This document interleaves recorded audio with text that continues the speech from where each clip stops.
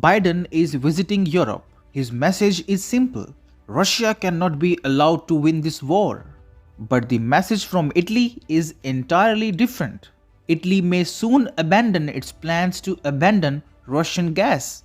So far, the country has done a good job at diversifying away from Russian energy.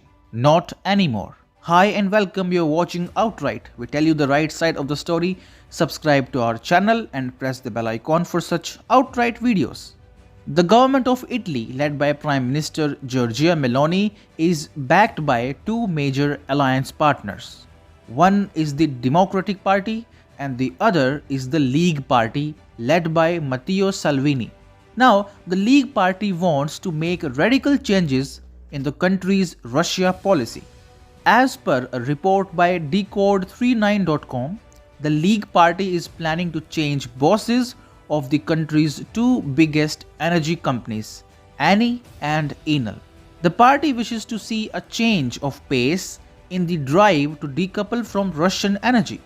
A qualified source within Matteo Salvini's party said, "It is good to emphasize that even large state companies such as Eni and Enel must profoundly change their policies and their approach. A change of pace is needed." With this plan in mind, the League has pointed its cannons at two heavyweights of Italy's energy sector. One is Eni's Claudio Descalzi and the other is Enel's Francesco Starres. So far, these two bosses played a key role in driving Italy away from Russian gas. Now, their job is in danger. See what the experts are saying. Italy has done an excellent job in reducing its dependence on Russian energy sources, thanks to Eni and its excellent work in Africa. Eni last year said it will replace Russian gas within the next 2 years. The company signed new gas supply agreements with Algeria, Egypt, and Congo last year. It was also exploring opportunities in other countries including Libya, Angola, Mozambique, and Indonesia, as well as in its home country. Now, with new managerial changes at the helm, these plans may never take off. This might keep Italy tightly tied to Russia, but will also help it save millions in investment and aid to African nations. Russian energy is cheap and easier to import via Austria pipelines. Energy coming from Africa will be much costlier. And Italy's economic support to Russia might just be the beginning. Italy's PM Meloni was recently talking to Ukraine President Zelensky. She offered prayers, she offered moral support, but stopped short of offering fighter jets. Her government refused to provide Ukraine with fighter jets in order to not provoke Russia. And this shows the dirty geopolitics against Russia is not Meloni's priority.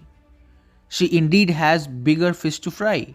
The broken Italian economy is her priority, and she knows cheap Russian energy can help her fix it. High debt, inflation, weak growth, and an aging population. These are much bigger challenges for her government right now.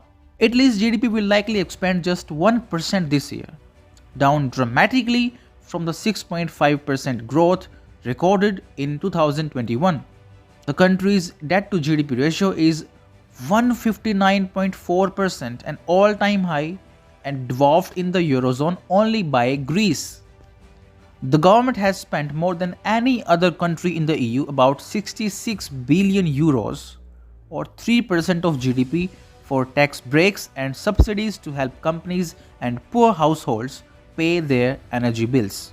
This model of achieving artificial normalcy cannot work any longer. So, Ukraine fanboys might label Italy as pro-Russia or anti-Ukraine, but it is only acting to save its own interests, its own ass, and to rescue its own people reeling under the great economic tragedy.